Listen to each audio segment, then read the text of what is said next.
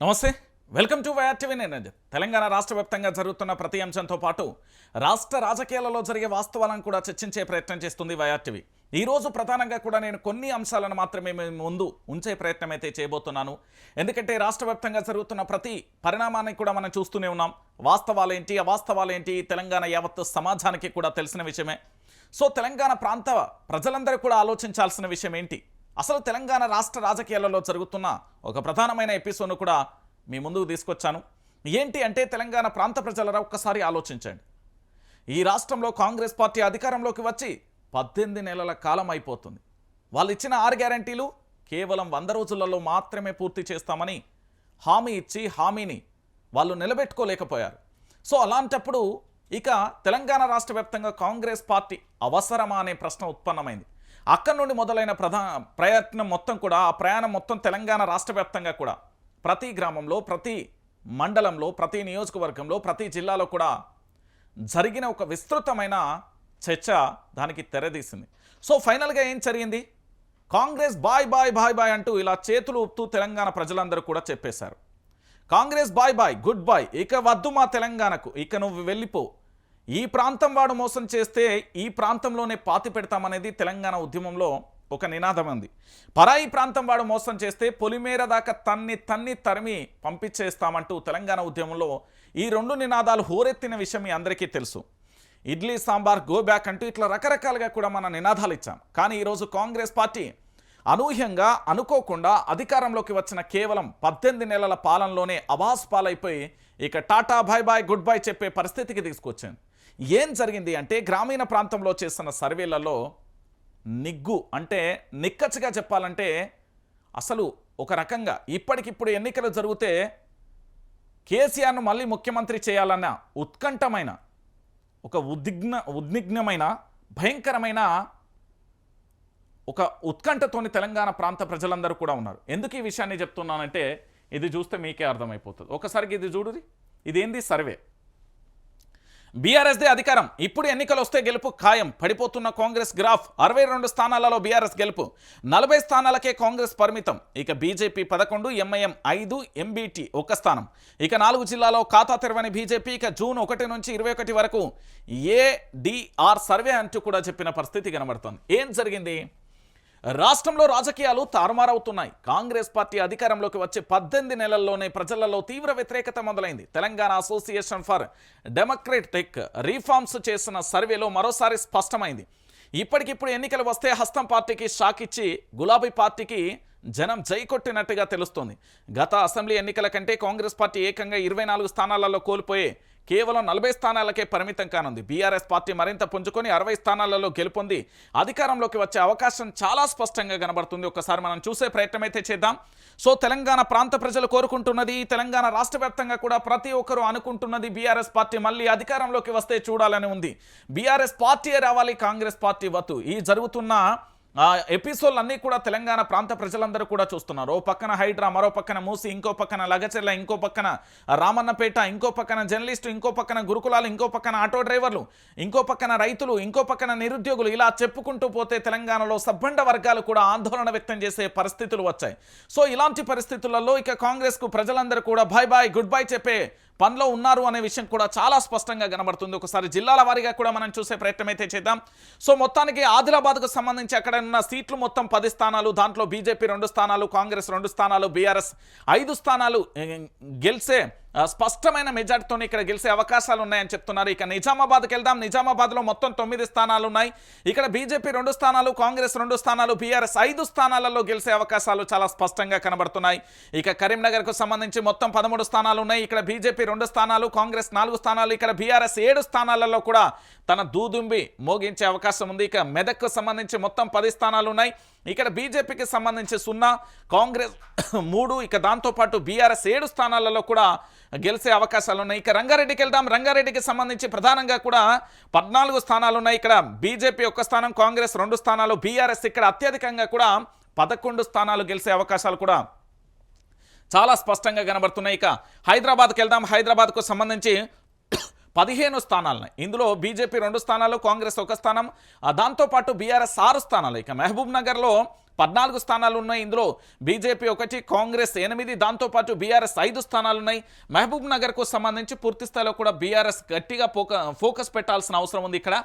ఇక నల్గొండకు సంబంధించి 12 స్థానాలు ఉంటే ఇక్కడ బీజేపీ మాత్రం 0, దాంతోపాటు కాంగ్రెస్ 6, బీఆర్ఎస్ 6 స్థానాలకు పరిమితమయ్యే ఛాన్సెస్ ఉన్నాయి. ఇక వరంగల్కు సంబంధించి 12 స్థానాలు ఉంటే దాంట్లో ప్రధానంగా కూడా కాంగ్రెస్ 5 స్థానాలు, బీఆర్ఎస్ 7 స్థానాలలో గెలిచే అవకాశం ఉంది. ఇక ఖమ్మంకు సంబంధించి 10 స్థానాలు ఉంటే కాంగ్రెస్ 7, బీఆర్ఎస్ 3 స్థానాలకు గెలిచే అవకాశం. మొత్తం 119 అసెంబ్లీ సెగ్మెంట్లలో కాంగ్రెస్ 40 స్థానాలకు పరిమితం కానుంది. బీఆర్ఎస్ 62 స్థానాలు, బీజేపీ 11, ఇక ఎంఎంకు సంబంధించి 5, ఎంబీటీకి సంబంధించి 1 స్థానం గెలిచే అవకాశాలు ఇక్కడ చాలా స్పష్టంగా కూడా కనబడుతున్నాయి.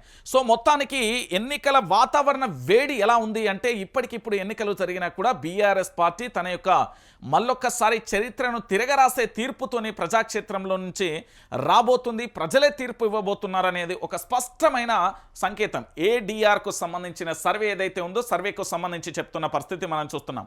రాష్ట్రంలో ఊహించిన దానికంటే కాంగ్రెస్ పార్టీ డౌన్ ఫాలో అయింది. ఇప్పటికిప్పుడు అసెంబ్లీ ఎన్నికలు జరిగితే ఘోరంగా అస్తం పార్టీ ఓడిపోతున్నట్లుగా సర్వేలో తేలిపోయింది. Telangana association for democratic reforms అనే సంస్థ జూన్ 1 నుంచి జూన్ 21 వరకు తేదీ వరకు రాష్ట్రంలోని మొత్తం 119 సెగ్మెంట్లలో సర్వే చేసింది. ఫలితాలలో ఇప్పుడు అసెంబ్లీ ఎన్నికలు జరిగితే బీఆర్ఎస్ పార్టీ అధికారంలోకి వస్తాయంటూ కూడా చాలా స్పష్టంగా కూడా చెప్పిన పరిస్థితి కనబడుతోంది. అంటే కేసీఆర్ అధికారంలోకి రావాలి, ఇది ప్రజల నినాదం, ప్రతి ఒక్క యువత నినాదం, ప్రతి ఒక్క నిరుద్యోగి నినాదం, ప్రతి రైతు నినాదం, ప్రతి కార్మికుడి నినాదం, ప్రతి జర్నలిస్టు నినాదం కూడా ఇదే కాబోతుంది. ఎందుకంటే బహుశా నేను జర్నలిస్ట్ అని కూడా ఎందుకు యాడ్ చేశానంటే దీంట్లో ప్రధానంగా కూడా కాంగ్రెస్ ప్రభుత్వం అధికారంలోకి వచ్చిన తర్వాత చాలామంది జర్నలిస్టుల మీద ఎఫ్ఐఆర్లు నమోదు చేయడం, కొంతమంది మీద భౌతిక దాడులు చేయడం, కొంతమందిని అనేక కేసులలో ఇరికించే ప్రయత్నం చేయడం, ఇలా రకరకాలుగా కూడా చర్చ కొనసాగుతున్న పర్వం చూస్తున్నాం. సో ఇలాంటి పరిస్థితులలో యావత్తు తెలంగాణ ప్రజలందరూ కూడా వాస్తవాలు ఇప్పుడు నిజం అనేది నిలకడ మీద తెలుస్తుందండి. అబద్ధం ఈరోజు ఊరేగచ్చు, డ్యాన్ చేయొచ్చు, ఏదైనా జరగచ్చు, కానీ వాస్తవాలు అనేది నిజం నిలకడ మీద తెలుస్తుందని పెద్దలు ఆనాడే చెప్పారు. కాంగ్రెస్ ప్రభుత్వం అధికారంలోకి వచ్చినప్పటి నుండి ఇప్పటి వరకు మన తెలంగాణలో పూర్తి స్థాయిలో ఒక్కసారి మీరు ఆలోచించారు, కేసీఆరే ఎందుకు రావాలి, కేసీఆర్ తప్ప ఇంకా తెలంగాణలో వేరే నేత లేరా అంటే కేసీఆరే కావాలి, కేసీఆర్నే తీసుకొస్తాం, కేసీఆర్ ఉంటేనే తెలంగాణ సుభిక్షంగా ఉంటుంది అనే ఒక ప్రతి ఒక్కరికి కూడా అర్థమైపోయింది. అంటే ఇదివరకు తెలంగాణ నినాదం సెంటిమెంట్ అన్నారు, కానీ ఈరోజు మళ్ళీ అదే తెలంగాణ నినాదం కావాలంటున్నారు. జై తెలంగాణ అనని ముఖ్యమంత్రి మాకెందుకు అంటున్నారు, జోహార్ తెలంగాణ విద్యార్థి అమరవీరులు అని పలకని కాంగ్రెస్ నేతలు మాకెందుకు అంటున్నారు. ఇంకొక రకంగా మరొక రకంగా లోతుగా కనుక మనం చర్చ మొదలు పెడితే కాంగ్రెస్ పార్టీ అధికారంలోకి వచ్చి హైడ్రా పేరుతోని పేదల ఇళ్లు కూల్చేసి ధనవంతులను కాపాడింది. మూసీ పేరుతోని మూసీ పరివాహక ప్రాంతంలో ఉన్న కఠిన పేదరికంలో ఉన్న వాళ్ళ జీవితాలలో కన్నీళ్లు తెచ్చింది. దాంతోపాటుగా గురుకులాలలో 3 పూటల బువ్వ పెట్టలేక అనేక రకాలుగా గురుకులాలలో పిల్లలు ఫుడ్ పాయిజన్తో చనిపోయిన దాఖలాలు కోకొల్లలుగా ఉన్నాయి. ఇక ఆటో డ్రైవర్ల పరిస్థితి ఇక దాని గురించి చెప్పనవసరం లేదు. ఆటో డ్రైవర్ అన్న కన్నీళ్లు అంతా ఇంత కాదు, బరువెక్కిన గుండెతో బతుకు జట్కా బండి లాగుతున్నది ఆటో డ్రైవర్ అన్న. ఇంకా మరో అడుగేస్తే యువత, వాళ్ళ యొక్క కలల సామ్రాజ్యం. ఇక కాంగ్రెస్ పార్టీ అధికారంలోకి వచ్చింది, నిరుద్యోగులను ఉద్యోగులుగా మారిపోతాం, ఇక మా తలరాతలు మారిపోతాయి, గుండె మీద చేయి వేసుకొని హాయిగా సంతోషంగా ఇంటికి వెళ్ళి అమ్మా నాకు ప్రభుత్వ ఉద్యోగం వచ్చిందని చెప్పాల్సిన నోళ్ళు ఈరోజు ఏమీ మాట్లాడక మౌనంగా ఉంటూ కన్నీళ్లతో రోధిస్తున్న పరిస్థితి కనబడుతుంది. ఇక మరో అడుగు ముందేస్తే జర్నలిస్టులు ఈ రాష్ట్రానికి సంబంధించి వాస్తవాలను చెప్పే ప్రయత్నంలో భాగంగా వాళ్ళు ఎదుర్కొంటున్న ఆటుపోటులు అన్నీ ఇన్ని కావండి. ఓ పక్కన ప్రభుత్వం, మరో పక్కన సంస్థ, ఇంకో పక్కన రకరకాలుగా కూడా అన్నింటినీ ఎదిరించి కలబడి నిలబడి ఈ రాష్ట్ర ప్రభుత్వాన్ని కడిగి పారేస్తున్న జర్నలిస్టుల మీద అక్రమ కేసులు. ఇక దాంతోపాటుగా ఇంకొక అడుగు ముందేస్తే అనేక గ్రామాలకు సంబంధించి కూడా మనం చూస్తాం. దాంట్లో ముఖ్యమంత్రి యొక్క సొంత నియోజకవర్గం లగచర్లలో పూర్తి స్థాయిలో కూడా లంబాడి గిరిజన జాతులకు సంబంధించి ఏ విధంగా కన్నీళ్లు పెట్టుకున్నారో, వాళ్ళను అర్ధరాత్రి ఏ విధంగా హింస పెట్టిలో చూశారు. ఇంకొక అడుగు ముందుకేస్తే నిన్న ఖమ్మం జిల్లాకు సంబంధించి జరిగిన ఫారెస్ట్ అధికారులు వాళ్ళు చేసిన దాష్టికం ఎంత దారుణంగా ఉందో కూడా మీరు చూశారు. సో ఈ పరిణామాలన్నీ కూడా మళ్ళొక్కసారి బీఆర్ఎస్ పార్టీ అధికారంలోకి రావాలి, బీఆర్ఎస్ జెండా ఉంటేనే మేము చాలా సంతోషంగా ఉంటాం, బీఆర్ఎస్ గొడుగు కింద మాత్రమే హ్యాపీగా ఉండగలుగుతాం, మరెక్కడ కూడా ఉండలేమంటూ కూడా వాళ్ళు చెప్పింది, ప్రజలు చెప్పిన మాట, ప్రజలు పట్టాభిషేకం చేస్తున్న మాట, కేసీఆర్ కోసం తెలంగాణ సమాజం ఎదురు చూస్తున్న మాట వాస్తవం ఇది. మీరు అవునన్నా కాదన్నా ఇదే నిజం.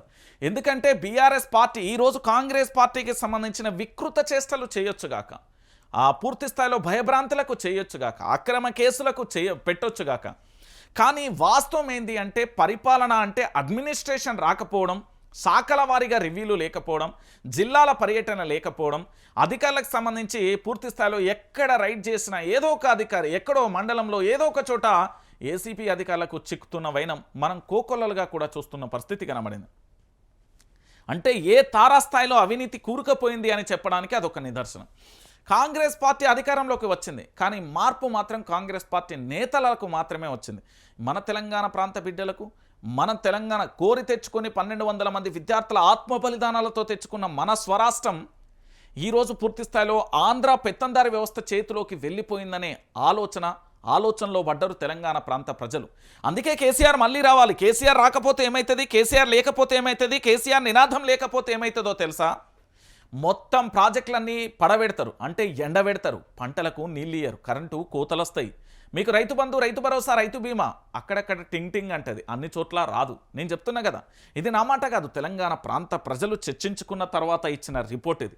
అందుకే కేసీఆర్కు సంబంధించి ఇప్పటికిప్పుడు ఎన్నికలు జరిగినా కూడా అధికారంలోకి వచ్చేది బీఆర్ఎస్ పార్టీ. గంటాపదంగా చెప్పిళ్ళు తెలంగాణ ప్రాంత ప్రజల తీర్పు స్పష్టంగా ఉంటుంది, అస్పష్టంగా అసలే ఉండదు. ఎందుకు నేను ఈ మాట చెప్తున్నానంటే స్పష్టతతో కూడిన వాస్తవాలను మాత్రమే, అంటే ఏదైనా తీర్పిస్తే అస్పష్టంగా, అంటే సగం సగం ఏది ఇచ్చినా బరాబరి బల్లగుద్ది చెప్తారు. ఇది నా తెలంగాణ గడ్డ యొక్క పౌరుషం. కేసీఆర్ నినాదం మొదలుపెట్టింది వైఆర్టీవీ రంజితే. ఎందుకంటే కేసీఆర్ రావాలి అని మొదలుపెట్టింది. ఆ రోజు మేడిగడ్డను రిపేర్ చేయకుండా ఇప్పటికీ ఏది కాలయాపన చేయడం వల్ల పూర్తి స్థాయిలో మేడిగడ్డ కుంగిన పిల్లలకు రిపేర్ చేయకుండా కాలయాపన చేస్తే ఆ ప్రాజెక్టుకు ఏదన్నా జరిగితే ఏంది పరిస్థితి?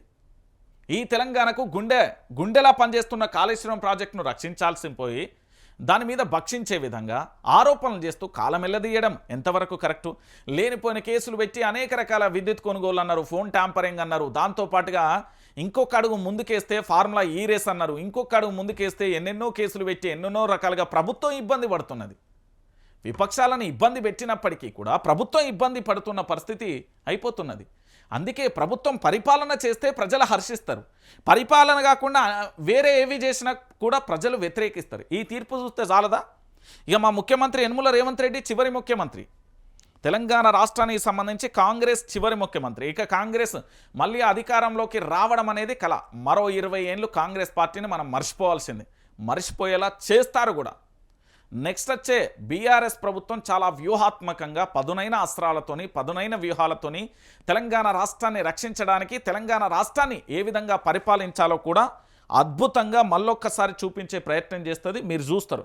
సో మొత్తానికి బీఆర్ఎస్ మళ్ళీ అధికారంలోకి రాబోతున్నది. ఇది బీఆర్ఎస్ పార్టీ శ్రేణులు, బీఆర్ఎస్ పార్టీకి సంబంధించిన వాళ్ళందరూ కూడా హర్షించే విషయం. ఎందుకంటే బీఆర్ఎస్ పార్టీకి అధికారంలోకి వస్తుంది అంటే వాళ్ళు నిజంగా కూడా బానిస సంఖ్యలను దెంపుకొని పోరాటం చేస్తున్నారు. నిజంగా ఇదంతా కూడా కేవలం బీఆర్ఎస్ పార్టీ కార్యకర్తలు, ఈ తెలంగాణ రాష్ట్రం మీద ప్రేమ ఉన్నవాళ్ళు, ఈ తెలంగాణ రాష్ట్రం కోసం పాటుపడేవాళ్ళు, జై తెలంగాణ అని నినాదించేవాళ్ళు, జోహార్ తెలంగాణ విద్యార్థి అమరవీరులకు జోహార్లు అంటూ కూడా ఆ గుండెల నుండి వచ్చే మాటలకు నిదర్శనం. వాళ్ళు చేసే పోరాటాలతోనే బీఆర్ఎస్ పార్టీ మళ్ళొకసారి అధికారంలోకి రాబోతుంది, ఖచ్చితంగా వస్తుంది, ఇది ఫిక్స్ అంటూ కూడా సర్వేలు చెప్తున్నాయి. రైట్, ఇంకొక అంశానికి పోదాం. వీరెవరు? తెలంగాణ రాష్ట్ర ముఖ్యమంత్రి ఎవరు? యనమల రేవంత్ రెడ్డి గారు. రాష్ట్ర ముఖ్యమంత్రిగా బాధ్యతలు స్వీకరించి 18 నెలల కాలం అవుతుంది. మరి అలాంటి రాష్ట్ర ముఖ్యమంత్రి మాట శాసనమా కాదా? ఒక ముఖ్యమంత్రి హోదాలో తాను ఏదైనా మాట్లాడితే మనం పాటించాల్సిందే. ఎందుకంటే ఆ ముఖ్యమంత్రి సీఎం అనే కుర్చీకి మనం ఇచ్చే వాల్యూ అనుకోవచ్చు, రెస్పెక్ట్ అనుకోవచ్చు, గౌరవం, ఇంకేదైనా అనుకుందాం. సో వారు ఏదైనా ఆదేశిస్తే ఖచ్చితంగా కూడా మనం పాటిస్తాం. కానీ వారు ఆదేశిస్తే వాళ్ళ సొంత పార్టీ నేతరే పట్టించుకుంటలేరు కదా. మరి అలాంటప్పుడు తెలంగాణ ప్రాంత ప్రజలు ఎట్లా పట్టించుకుంటారు? ఇక్కడ మొదలైంది చర్చ. ఏంటి అంటే ఒకసారి చూడరు గిరా, రేవంత్ మాట పట్టించుకొని నేతలు గాంధీ భవన్లో పొట్టు కొట్టుకున్న లీడరు, పొరక కొట్టుకున్నారట. గాంధీ భవన్లో నిరసనలు తెలుపొద్దన్న సీఎం, ముఖ్యమంత్రి మాట లెక్క చేయని లీడర్స్, పదవుల కోసం పార్టీ ఆఫీసుల్లోనే కొట్లాట. గాంధీ భవన్ ఇప్పుడు కాంగ్రెస్ పార్టీ కార్యకర్తలకు నిరసన భవన్గా మారిపోయిందన్న విమర్శలు వస్తున్నాయి. ఇటీవల మంత్రి పదవి కోసం యాదవులు గొర్రెలు తీసుకొచ్చి నిరసన తెలిపిన ఘటన మర్చిపోక ముందుకే ఇప్పుడు హైదరాబాద్కు చెందిన కాంగ్రెస్ నేతలు ఏకంగా కొట్లాటకు దిగారు. మలక్పేటకు చెందిన 2 వర్గాలు కాంగ్రెస్ పార్టీకి సంబంధించిన నేతల బాహాబాహికి దిగారు. మలక్పేట నుంచి పోటీ చేసిన ఎమ్మెల్యే అభ్యర్థి షేక్ అక్బర్, హైదరాబాద్ ఎంపీ అభ్యర్థి సమీర్ వాలీ ఉల్లా ఖాన్ మధ్య గొడవ జరిగింది. జిల్లా అధ్యక్ష పదవి కోసం ఇరు వర్గాలు పోటీ పడుతున్నాయి. ఈ నేపథ్యంలో రెండు వర్గాలకు చెందిన నేతలు పార్టీ ఆఫీస్కు వచ్చారు. అక్కడ ఎదురెదురు పడడంతో పంచాయతీకి దిగి కొట్టుకున్నారు. ఓవైపు క్రమశిక్షణ కమిటీ సమావేశం జరుగుతుండగానే నాయకులు గొడవ పడడం చర్చనీయాంశంగా మారింది. రేవంత్ మాటకు లేని విలువ, ముఖ్యమంత్రి రేవంత్ రెడ్డి మాటకు సొంత పార్టీ నేతలే విలువ ఇవ్వడం లేదన్న చర్చ నడుస్తుంది. సరిగ్గా 2-3 రోజుల క్రితమే ఎవరు గాంధీ భవన్లో నిరసన తెలుపొద్దంటూ కూడా ముఖ్యమంత్రి ఆదేశాలు ఇచ్చాడు. పాపం ముఖ్యమంత్రి యనుమల రేవంత్ రెడ్డి గారి ఆదేశాలు నేనన్నా పాటిస్తాను కానీ వాళ్ళ పార్టీ కార్యకర్తలు పాటిస్తలేరు. తెలంగాణ ప్రాంత ప్రజలకు సంబంధించి ముఖ్యమంత్రి అంటే కాంగ్రెస్ పార్టీ వాళ్ళకే గౌరవం లేదు. ముఖ్యమంత్రి మాటలు అంటే ఆ పార్టీ వాళ్ళకే గౌరవం లేదు. వాళ్ళ సొంత పార్టీ చీకొడుతున్నా, ఆయన తిడుతున్నా కూడా మేమందరం గౌరవిస్తాం. కానీ ముఖ్యమంత్రి మాటలు పట్టించుకోకుండా గాంధీ భవన్ నిరసన భవన్ అయిపోయి పొట్టు కొట్టుకున్నాడు ఏందండి? ఏమన్నా చిన్న పోరగాళ్ళ అయింది వీళ్ళకు కర్రగాల్చి వాత పెట్టనీకి? ఒక పార్టీకి సంబంధించి క్రమశిక్షణ కలిగిన కార్యకర్తలుగా ఉండాలి. క్రమశిక్షణ అంటే మారుపేరుగా ఉండాలి. కానీ ఈరోజు ఏమైపోయింది? రేవంత్ రెడ్డికి సంబంధించి ఆయన ఏదైనా చెప్పి, అయ్యా గాంధీ భవన్లో ఎవరు నిరసన వ్యక్తం చేయకూడదు, అది నిరసన భవన్ కాదు గాంధీ భవన్ అని చెప్పిండు. అయినప్పటికీ నువ్వు ఎన్నైనా చెప్పుకో, నువ్వు ఏమైనా చేసుకో, నువ్వు ఎప్పుడు ఉంటావో తెలియదు, నువ్వు ముఖ్యమంత్రి పదవి ఎప్పుడు పోతుందో తెలియదు. మేము స్థానికంగా ఉండేటోళ్ళం, మాకు ఈ రాజకీయ భవిష్యత్తు అవసరం. రేపు భవిష్యత్తులో మేము ఏ విధంగా ఇక్కడ నిలదొక్కుకోవాలనేది మా స్థానికులను బట్టి ఉంటుంది. మీరు ఎన్నైనా చెప్పినా ఏమైనా చెప్పినా మేము పట్టించుకునే స్థితిలో లేము, మేము పట్టించుకోమంటూ కూడా రేవంత్ రెడ్డి మాటను లెక్క చేయకుండా, రేవంత్ రెడ్డి మాటను ఎవరు దేక్తలే. మొత్తానికి గాంధీ భవన్ కాస్త నిరసన భవన్ అవ్వడంతో పొల్లు కొట్లాట మొదలైంది. సో మొత్తానికి గాంధీ భవన్కు సంబంధించి జరుగుతున్న చర్చ గిట్లుంటే మరి రేవంత్ రెడ్డికి గౌరవం ఇస్తలేరనే అపవాదు కూడా అక్కడక్కడ చెవులు కొరుక్కుంటున్నారు. అంటే వీళ్ళు గుసలు పెట్టుకుంటున్న పరిస్థితి కనబడుతుంది. సొంత పార్టీ నేతలే విననప్పుడు రాష్ట్ర ముఖ్యమంత్రి హోదాలో ఆయన ఎన్ని చెప్పినా మేమెట్లు వింటామనే కాడికి వచ్చింది ఈ సంగతి. ఇక గిట్లుంటే నిన్న ఒక ప్రధానమైన అంశం మీరు అందరూ చూడాలి. జూరాల ప్రాజెక్టు వాన వచ్చిందంటే, వాన చినుకు వచ్చిందంటే ఇక ఇదో భయమే. ఏంది అంటే డేంజర్ జోన్లో జూరాల ప్రాజెక్టు తెగిన 9వ గేట్ రోపు బలహీనంగా 12, 16, 24, 26వ గేట్ల రోపు ఎగువ నుంచి జూరాలకు భారీగా వరద.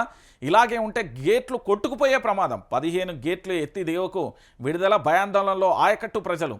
కొత్త ప్రాజెక్టులు కట్టడమేమో కానీ కనీసం ఉన్న ప్రాజెక్టులను కూడా సర్కారు కాపాడే పరిస్థితులలో లేనట్లు కనిపిస్తుంది. జూరాల ప్రాజెక్టు దగ్గర సరిగ్గా మెయింటెనెన్స్ కూడా చేయలేని దుస్థితి నెలకొంది. గురువారం జూరాల ప్రాజెక్టు గేట్లు ఎత్తడంతో గేట్ రోపు తెగిపోయింది. మరికొన్ని గేట్లకు సంబంధించిన రోప్లు బలహీనంగా మారిపోయింది. దీంతో ఇప్పుడు ప్రాజెక్టు డేంజర్ జోన్లో పడిపోయింది. గేట్లు మూసేస్తే తప్ప దాన్ని రిపేర్ చేయలేరు. గేట్లు ముయ్యాలన్నా రిపేర్ చేయాల్సిన పరిస్థితి ఏర్పడడంతో గేట్లను ముయ్యాలన్నా రిపేర్ చేయాల్సిన పరిస్థితి ఏర్పడడంతో అధికారులు డైలమాలో కూడా పడ్డ పరిస్థితి కనబడుతుంది.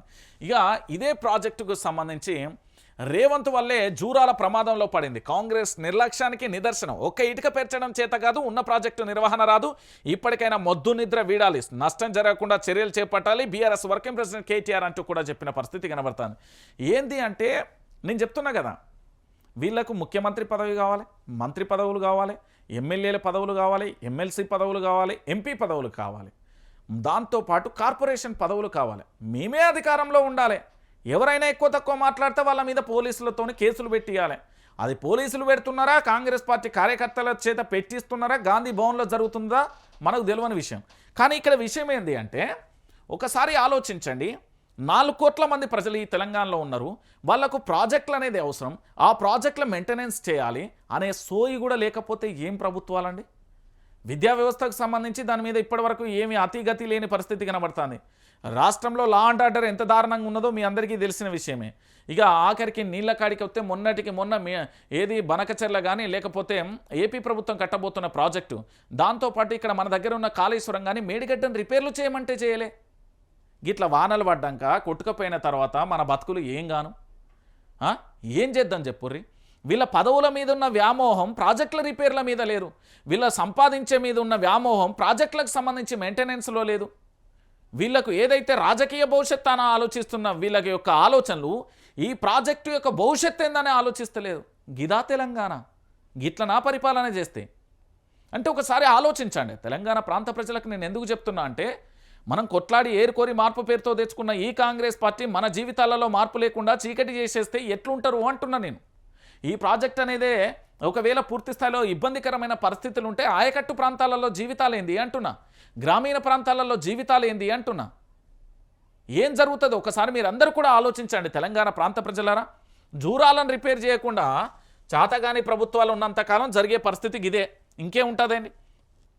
ఇక్కడ ఒక గేట్ అంటే నేనేమన్నా అందును, మేడిగడ్డ ఒక్క పిల్లర్ గుంగినందుకే ఏది గద్దలు లెక్క, రాబందులు లెక్క, మొత్తం ఆగమాగం పిచ్చి కుక్కలు లెక్క, బొచ్చు కుక్కలు లెక్క ఆగమాగం ఒర్రిర్రు కదా. ఇక్కడ ఒకటి కాదు, గేట్ల రోప్కు సంబంధించి కూడా చూడు, 12, 16, 24, 26, 15 ఈ గేట్లన్నీ బలహీనంగా ఉన్నాయి. ఒక రోప్ తెగిపోయింది. దీన్ని ఏమైనా కాపాడతారా? ఏమన్నా రిపేర్ చేస్తారా? చేయలే. ఏం లేదు. ఏది వచ్చినా కేసీఆర్ మీద బట్టగాల్సి మీద వేయాలి. అంతకు మించి మీరు ఏంది కొడుకుడు మీద ఈకలు బీకుడు తప్ప తెలంగాణ ప్రజలకు న్యాయం చేసేది ఏమీ ఉండదు. నేను చెప్తున్నా కదా, ప్రభుత్వం అనేది ప్రజల సంక్షేమం కోసం ఉండాలి, ప్రజలకు పూర్తి స్థాయిలో న్యాయం చేయాలి. ఇక మొత్తానికి ఒక విషయం అయితే ఫలించిందండి, దీన్ని హర్షించాలి. ఏంది అంటే ఈ చరిత్ర ఈనాటిది కాదు, అలనాటి నుండి ఉన్నది. అలనాటి అంటే ఉమ్మడి ఆంధ్రప్రదేశ్ నుండి ఈ బాధ వర్ణాతీతం. ఉమ్మడి ఆంధ్రప్రదేశ్, ప్రత్యేక తెలంగాణలో బీఆర్ఎస్ పార్టీ అధికారంలో ఉన్నప్పుడు, ఇప్పుడు కాంగ్రెస్ పార్టీ అధికారంలోకి వచ్చిన తర్వాత ఏ విధంగా అవినీతి రాజ్యం పెట్టరేగిపోయిందంటే ఒక్కొక్క చోట ఒక్కొక్క కడ. మీరు న్యూస్ పేపర్లలో ఈరోజు మేము ఏ ఒక్క అధికారి ఏసీబీకి కానీ ఇతరత్ర కానీ చిక్కని పేపర్ వార్త చదివినా అన్న రోజు ఉండదు. ఇగో ఇక్కడ ఆ కోణంలో బయలుదేరిళ్ళు ఏసీపీ అధికారులు. ఆర్టీఏ ఆఫీసులలో ఏసీపీ సోదాలు, రాష్ట్రంలోని 18 ఆఫీసులలో తనిఖీలు, ఉప్పల్, తిరుమలగిరి, మన్నెగూడలో సోదాలు, పలువురు ఏజెంట్లు అరెస్ట్ అంటూ కూడా చెప్పిన పరిస్థితి కనబడుతుంది. మామూలుగా ఉండదండి ఈ దందా. గనక మీరు ఏ ఆర్టీఏ ఆఫీస్కి వెళ్ళినా, అది తిరుమలగిరి కానీ లేకపోతే తిరుమలగిరి చెప్తున్నా కదా, తిరుమలగిరి దగ్గర మీరు గేట్ ఎంట్రెన్స్ వేసి జస్ట్ లోపలికి పోయి జస్ట్ బైక్ పార్కింగ్ చేసిన కానుండి వస్తారు.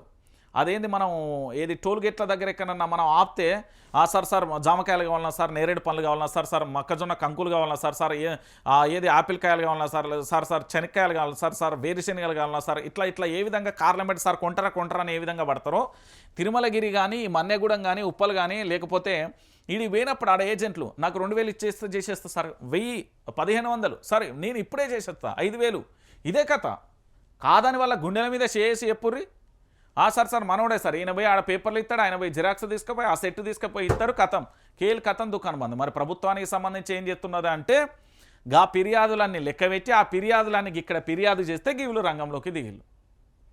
ఇది ఉత్తగా తిరగలేదు, చాలా రోజులుగా జరుగుతున్న ఒక నిఘా, పర్ఫెక్ట్గా పంచాయతీ లేకుండా కథం చేసిళ్ళు ఏసీపీ అధికారులు. నిజంగా ఏసీపీ అధికారులకు సెల్యూట్. నేను చెప్తున్నా కదా, ఆర్టీఏ దందా వసూళ్లలో నెంబర్ 1గా ఉన్న తెలంగాణలో.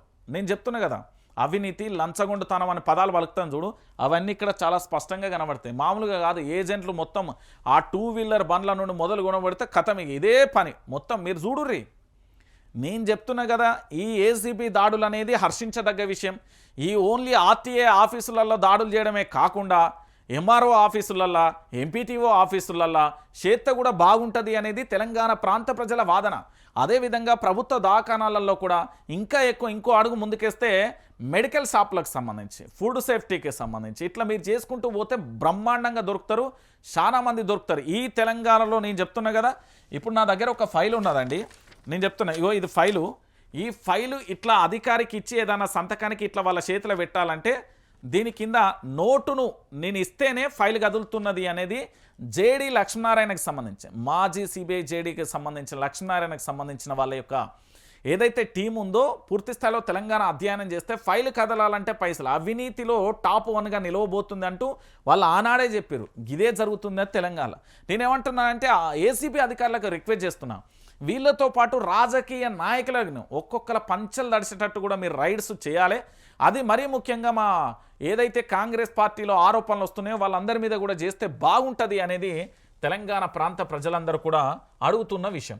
ఇక మొత్తానికి దీన్ని అన్నింటినీ కూడా మనం హ్యాపీగా ఫీల్ అయిదాం. ఇలాంటి రైడ్స్ ఏసీబీ అధికారులు ఇట్లా కదలాలి, కదులుతేనే తెలంగాణ రాష్ట్ర వ్యాప్తంగా కూడా మంచి జరుగుతుంది అనే విషయాన్ని మనందరం కూడా ఆలోచించాల్సిన విషయం.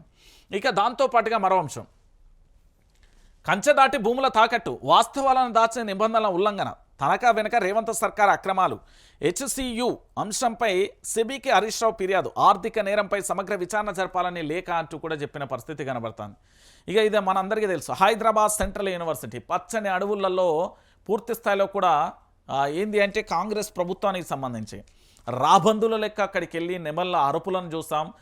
ఏది జింకలకు సంబంధించి నడి రోడ్ల మీద కుక్కలు పీక్కతిని చంపిన దృశ్యాలను చూసాం, సరీసృపాలను చూసాం, అనేక వృక్షజాతులు అంతమైన తీరును చూసాం.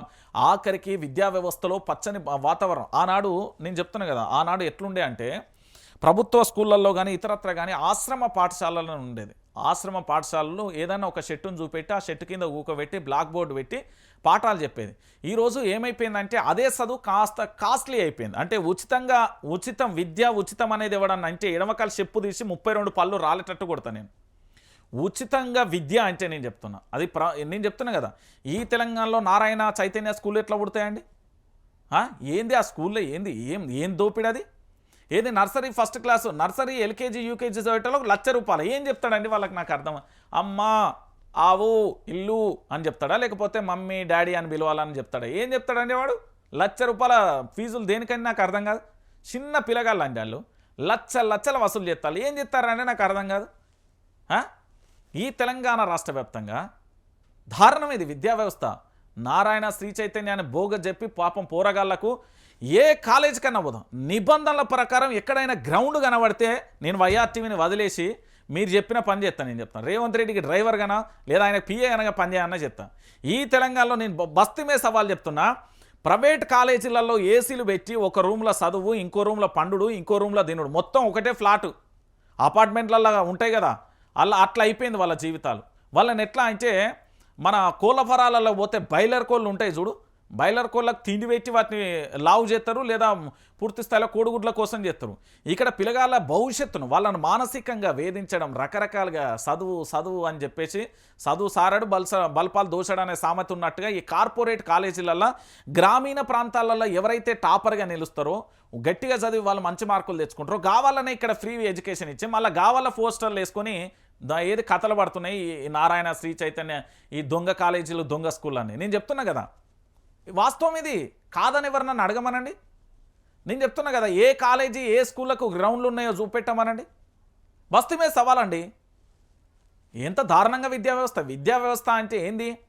పేదోడి ఎవరైతే వాళ్ళ విద్యార్థుల తల్లిదండ్రుల రక్తాన్ని తాగడం, జలకలాగా రక్తాన్ని తాగడం. నేను చెప్తున్నా గదే జరుగుతున్నది.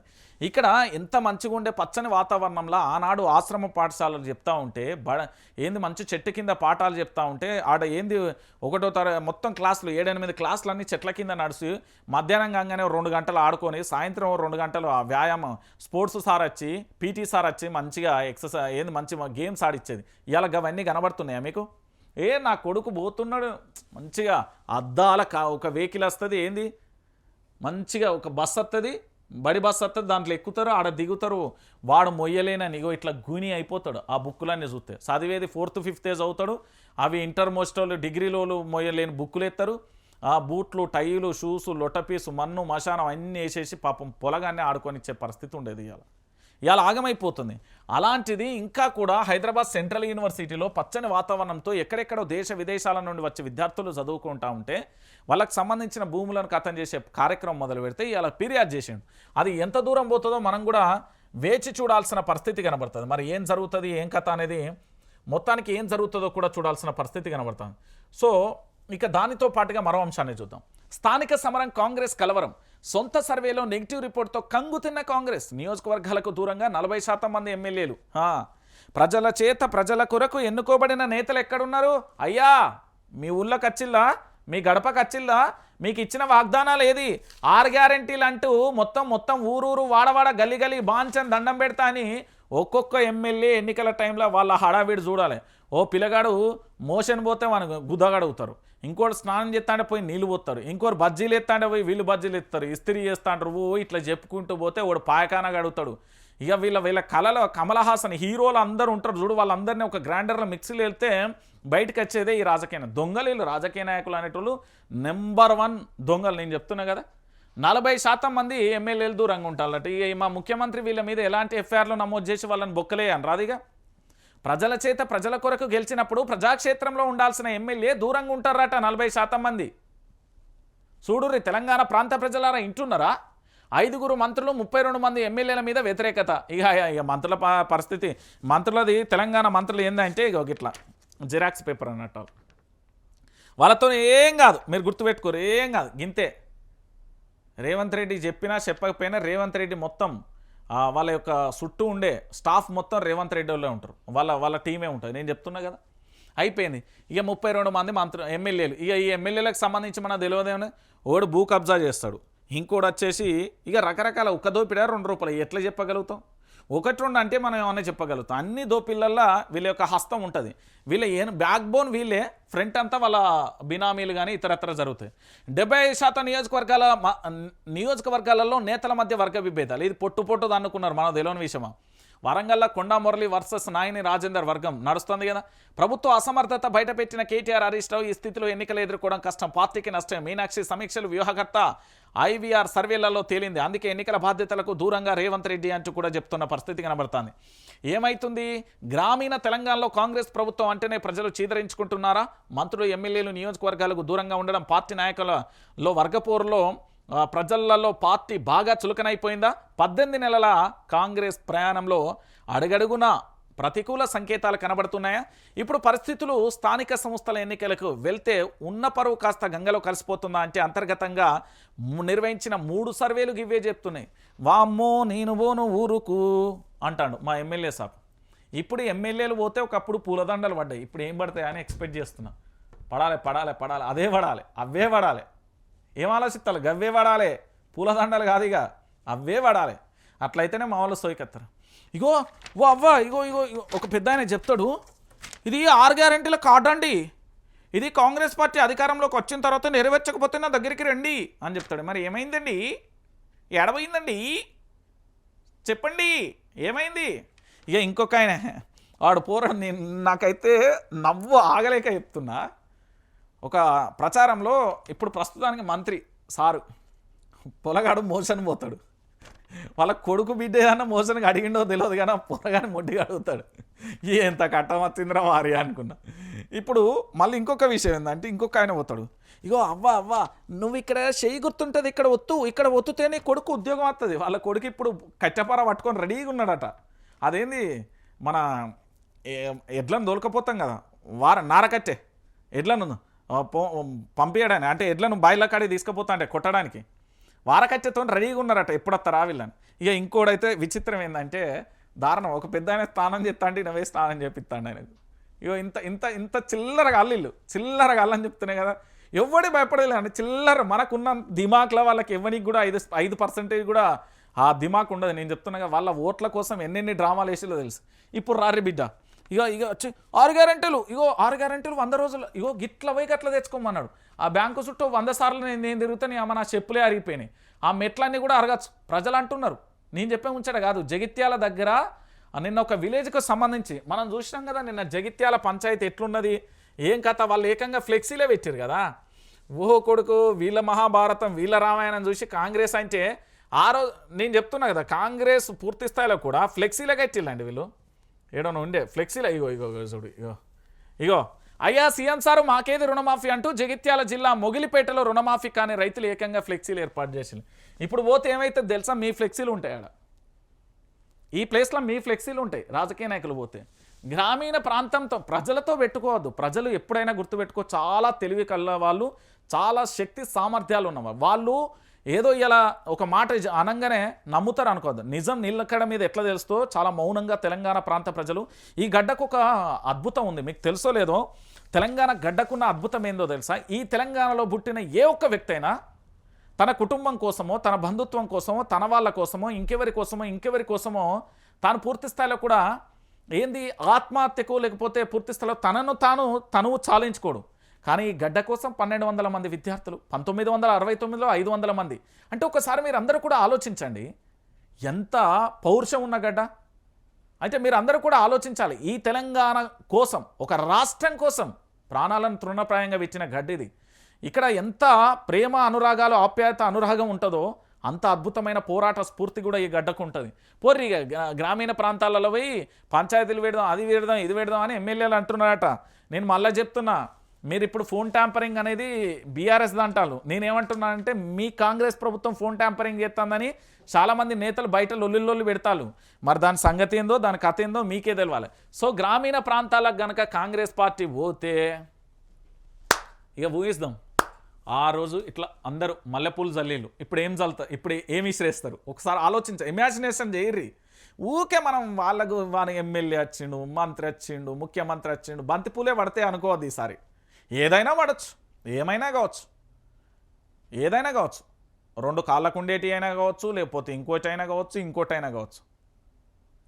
ఓపిస్తారు తెలంగాణ ప్రాంత ప్రజలు. పోర్రి మీరు 6 గ్యారెంటీలు ఏడవైనాయి, 13 అంశాలు ఏడవైనాయి, నా కొడుకు ఉద్యోగం ఏంటివి, నా మనవరాలకు ఉద్యోగం ఏంటివి, ఏడవైంది రుణమాఫీ అంటివి, రైతు భరోసా అంటివి, తక్కువ ఇచ్చి హామీలు, రైతు కూలీలకు 12,000 అంటివి, మళ్ళీ 15,000 రూపాయలు అంటివి, పెన్షన్ పెంచుతా అంటివి, ఏంది నీ కథ అని అడిగితే కర్ర కాల్చి వాత పెడితే అప్పుడు వాహమ్మో నేను రాను ఊరికి అని మళ్ళీ పరిగెత్తాలి మీ ఎమ్మెల్యేలు మంత్రులు అందరూ.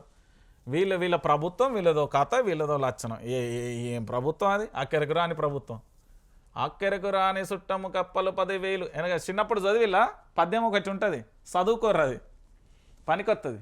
కాళేశ్వరంపై కక్ష, మార్చి నుంచి ప్రాజెక్టు కుస్తీ కట్టని కాంగ్రెస్ ప్రభుత్వం, మార్చి నుండి ప్రాజెక్టు కీస్తీ కట్టని కాంగ్రెస్ ప్రభుత్వం 29లోగా చెల్లించాలని ఆర్ఈసీ లేఖ. కాంగ్రెస్ ప్రభుత్వం కాళేశ్వరం ప్రాజెక్టుపై కక్ష బరాబరి సాధిస్తున్నది. ఎందుకంటే కాళేశ్వరం అనేది తెలంగాణ ప్రాంత ప్రజలకు నిజంగా చెప్తున్నా, నేను ఏదో సినిమా చూసినండి. ఆ సినిమాలో ఏది అంటే దేవతలకు సంబంధించిన సినిమా చూసిన. వాళ్ళ కొడుకు చిన్నప్పుడే శంకరాచార్యుడు అనుకుంటా, బహుశా శంకరాచార్యుడు చిన్నతనంలోనే తల్లిదండ్రుల కుటుంబాన్ని వదిలేస్తే తల్లి బిందె పట్టుకొని పోతే నీళ్లు కావాలంటే వాళ్ళ కొడుకు అక్కడ ఉండి తపస్సు చేస్తే వాళ్ళ ఇంటి ముంగడికే నీళ్ళు వస్తాయి. సూషిలో శంకరాచార్యుడే సినిమాది. బ్రహ్మ అని తెలుసు అనే పాట ఉంటుంది చూడు, ఆ సినిమాలు ఉంటుంది కదా. గట్లనే కేసీఆర్ అనే వ్యక్తి ముందు చూపుతో ఆలోచించి తెలంగాణ రాష్ట్ర వ్యాప్తంగా మండు టెండర్లలో కూడా తెలంగాణ చెరువులని మత్తడి పోపించాడు. అది కదా చరిత్ర అంటే. ఇప్పుడు వీళ్ళు ఏం చేయాలి? కాళేశ్వరం కీస్తీ కట్టాలి, దీన్ని ఇంకా మంచిగా డెవలప్ చేయాలి, దీని యొక్క రిపేర్ పనులు కానీ ఏమన్నా ఉంటే పూర్తి చేయాల్సింది పోయి కాళేశ్వరం ప్రభుత్వానికి 1,00,000 కోట్ల స్కామ్. అరే సన్నాసి, ఒరే దొంగ మీద అవి ఉన్నావా? నీ 8 మంది పూర్తి స్థాయిలో ఉన్నారు కదా, నీ బినామీలు ఉన్నాయి నా దగ్గర, చిట్ట పెట్టమంటావా? రంజిత్కు ఒక గుణం ఉంటుంది. గీ వైఆర్టీవీ నడిపే పిల్లగాడు రంజిత్ ఉన్నాడు చూడు, ఆయనకు ఒక గుణం ఉంటుంది. నా దగ్గర చాలా రకాలుగా పెన్ డ్రైవ్ ఉందండి. చాలా సందర్భాలలో నన్ను అరెస్ట్ చేసింది మీరు ఎందుకు అనుకుంటారు అసలు? అప్పుడు ఎందుకు అరెస్ట్ చేసిళ్ళు, నా మీద కేసులు ఎందుకు పెట్టిళ్ళు తెలుసా? ఇదంతా కాదు పంచాయతీ. నా పెన్ డ్రైవ్ వాళ్ళకి కావాలి అంటే చెప్తే ఒక పెద్ద ఆయన, అంటే పార్టీలతో సంబంధం లేని ఒక పెద్ద ఆయన, మంచోడు పాపం, ఈ తెలంగాణ రాష్ట్రం కోసం ఏంది అంటే ముందు చూపు గురించి ఆలోచిస్తూ రకరకాల పుస్తకాలు రాయడం కానీ లేకపోతే ప్రజా సమస్యల మీద పోరాటం చేసే పెద్ద ఆయన వచ్చి, రంజిత్ వ్యక్తిగత జీవితాలు మనకెందుకు, ప్రజాయుద్ధంలో ఉన్నప్పుడు వ్యూహాలు ఆలోచించాలి, డిలీట్ చేయాలంటే కంట్రోల్ ఆల్ పెట్టి డిలీట్ చేసిన ఈ విషయం వాళ్ళకి తెలియటాలకి ఇప్పుడు సలవడ్డారు. అసలు విషయం అది ఏంది అంటే అది కావాలని, అనేది నేను డిలీట్ చేసిన అనే విషయం చాలా సందర్భాలలో ఎవరికి చెప్పలే. కానీ ఇప్పుడు ఎందుకు చెప్తున్నా అంటే వీళ్ళ యొక్క జాతకం అంతున్నది. తెరముంగట ఇగో రెడీయా, స్టార్టా, మాట్లాడదామా? తెలంగాణ ప్రాంత ప్రజలారా ఈరోజు పూర్తి స్థాయిలో అని ఇట్లా ఉపన్యాసాలు తెరంకి పోయినాక చలో ఓపెన్ చేయరా సీసా. ఈ బ్యాచ్ ఉన్నదండి, బాత్రూంలో ఏడిసిన మంత్రి ఉన్నాడు. మీకు భలే నవ్వుతుంది తెలుసా, షాలు ఉన్నాయి కానీ మనకు అవసరం లేదా, చూసి ఆనందించి డిలీట్ చేయాలి అంతే. ఈ తెలంగాణలో నెట్వర్క్ లేదే అనుకోవడం మీ మూర్ఖత్వం. నేను మళ్ళీ చెప్తున్నా, వైఆర్టీవీకి నేను చెప్తున్నా, బీఆర్ఎస్ పార్టీ సైనికుల, బీజేపీ సైనికుల, కాంగ్రెస్ పార్టీ సైనికుల తెలియదు.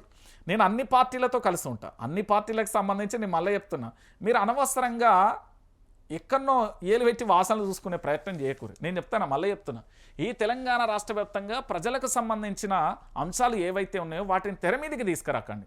ప్రజా సమస్యలు అనేది పరిష్కారం దిశగా అడుగులు వేయండి. మీ ప్రభుత్వం అద్భుతంగా పనిచేసే పని చేసుకోండి. ఇక కొంతమంది టార్గెట్ రంజిత్నే పెట్టుకున్నారు. విషయం ఏంటంటే రంజిత్ని టార్గెట్ పెట్టుకుంటే రంజిత్కి ఏం కాదు, నాకేం కాదు, బగబగ మండిస్తా, బగబగ మండుతా. వాళ్ళకి ఏ చూపెట్టాలో అదే కూడా చూపించే ప్రయత్నం చేపిస్తా. నేను చెప్తున్నా కదా, మాకు కావాల్సింది తెలంగాణ ప్రాంత ప్రజలు సంతోషంగా ఉండడం. మీరు రైతు రుణమాఫీ చేయర్రి, అన్నీ చేయర్రి, బ్రహ్మాండంగా పరిపాలించుర్రి, ప్రభుత్వాన్ని మేము అన్న కాదన్నామా? కానీ ఈ కాళేశ్వరం ప్రాజెక్ట్ ఏమున్నది? నేను ఎందుకు ఈ స్టోరీ అంతా చెప్పినా అంటే వాళ్ళకంత భయం ఉన్నప్పుడు మరి మంచిగా చేయాలి కదా. ఇక్కడ చూడురి, ప్రాజెక్టుల నిర్మాణం కోసం కేంద్ర సంస్థల నుంచి తీసుకున్న అప్పు వడ్డీని సకాలంలో చెల్లించకుండా కాలయాపన చేస్తున్నది Telangana state water resource infrastructure development corporation.